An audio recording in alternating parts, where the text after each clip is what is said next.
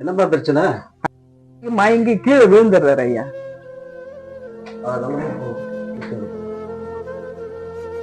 விடுங்க.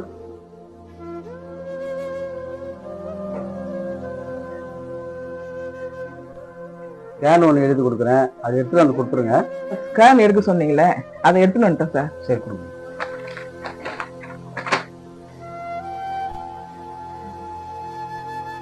மூளையில் கட்டி இருக்குதும்மா, ஆப்ரேஷன் பண்ணி ஆகணும். அம்மா ஆப்ரேஷன் பண்ணியாச்சு, ஆனால் மழுக்கம் தெளிறதுக்கு ஒரு வாரம் ஆகும்.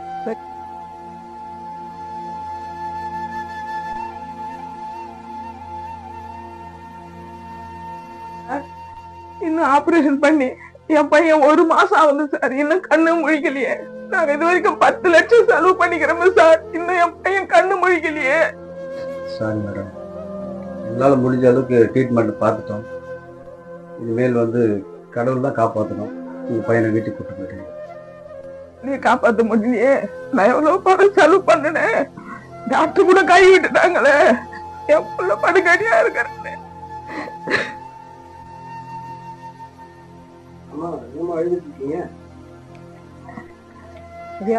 என் பையனுக்கு உடம்பு சரியில்லை, ஆபரேஷன் பண்ணி 1 மாசம் ஆயிடுச்சு, இன்னும் கண்ணு முடிச்சுட்டாங்கல. டாக்டர் வீட்டுக்கு கூட்டு சொல்லிட்டாங்க ஐயா. இயேசு கிறிஸ்துவ நம்புங்கம்மா. இயேசு கிறிஸ்து சொல்லியிருக்காரு, ஆபத்து காலத்திலே என்னை நோக்கி கூப்பிடு, நிச்சயமா நான் உன்னை விடுவிப்பேன்னு சொல்லியிருக்காரு. அவரை நீங்க விசுவாசித்தா தேவனுடைய மகிமையை நீங்க காண்பீங்க. ஒரு இருதயத்தை இயேசுவுக்கு கொடுப்பீங்கன்னு சொன்னா உண்மையில உங்க மகன் உயிரோடு கூட அவர் கொண்டு வந்து உங்களுக்கு கொடுப்பார். இயேசு கிறிஸ்து இருதயத்தை தரீங்களா? சோதரப்பா, ஆபத்து காலத்துல என்னை நோக்கி கூப்பிடுன்னு சொன்னியப்பா. இந்த நேரத்துல என் மகனுக்காக உன்னை நோக்கி கூப்பிடுறேன் சுவாமி. ஆண்டவரே, என் மகனை காப்பாற்றி ஆண்டவரே என் கையில நீங்க கொடுக்கும்படியா ஜெபிக்கிறப்பா. ஆண்டவரே, நீங்க தான் தகப்பனே, என் பிள்ளைக்கு நல்ல ஒரு சுகத்தை.